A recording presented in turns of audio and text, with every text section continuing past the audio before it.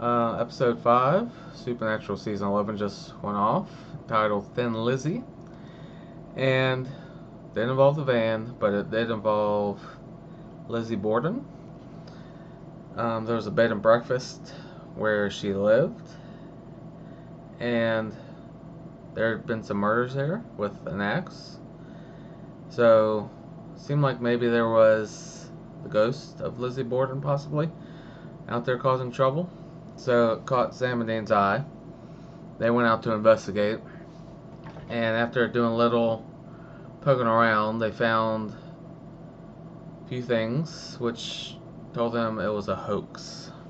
There was no actual Lizzie Borden ghost. It was tourist trap type of thing, and they didn't quite know what to think, but since there actually had been murders and it was not actual ghosts, they kept having to poke around and they ended up meeting a super fan of Lizzie Borden that was kind of into collecting memorabilia and pictures and all that sort of thing, trying to get the ghost on camera, which there was none. As they pressed him a bit,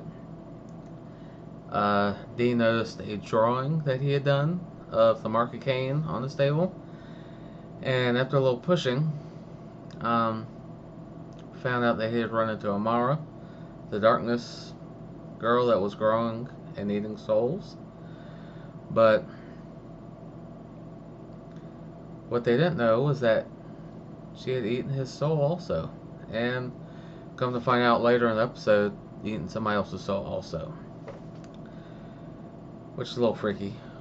But still not quite sure why it's a soul-eating monster.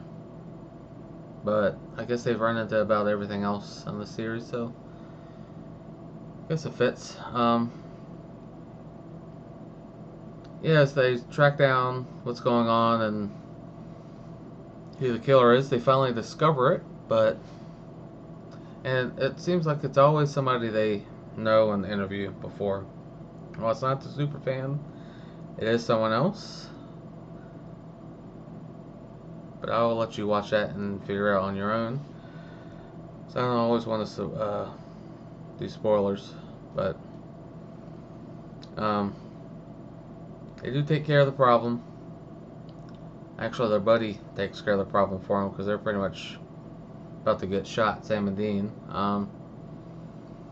The super fan comes and saves the day, but the real problem here is Amara, the darkness, which seems to be getting stronger. It's growing. I guess it's eventually going to turn into the woman that Dean saw when he got pulled from the car, from the Impala, when the darkness first came. Seems like it's going to be so powerful that nobody's going to really be able to stop it as far as regular people. Sam and Dean probably going to be powerless, mostly. Crowley's probably, even Crowley and Castiel, who is absent again this episode, I don't see them be able to stop it, stop the darkness. Since the lore in the show has God and the angels battling it out with the darkness, it's probably going to take a combined effort, obviously, of everybody to push it back and put it back in a cage or seal it up, however they did it. But somebody somewhere is going to have the mark of Cain on them, since that was like the lock and the key to keep it away. So I'm sure by the end of the season we'll have Chuck and a bunch of angels possibly, and they're fighting. So maybe even need to break out. I don't know if they're gonna need to break out Lucifer, since they can't really trust him, but maybe they'll break out Michael out from the cage. I know there's been so many angel deaths and archangel deaths. There's been a few of them, so I'm not sure who they're gonna bring out, but it'll be interesting. It's a pretty good season, decent episode, kind of a monster of the week type thing. Still wrapped in even though they still managed to throw in the main story of the season, which is good. I like it when they can do a season and have